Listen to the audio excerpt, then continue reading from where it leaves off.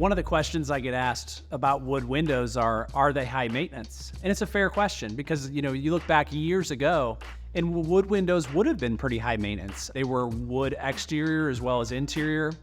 They tended to have problems with air gaps, but also the frame itself rotting out from moisture intrusion.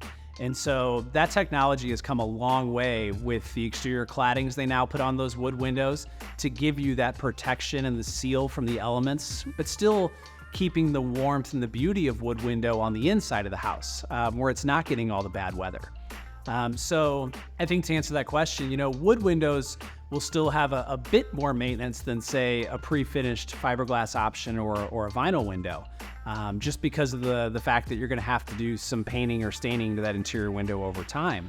But from a perspective of high maintenance compared to where they used to be, no, they're much lower maintenance.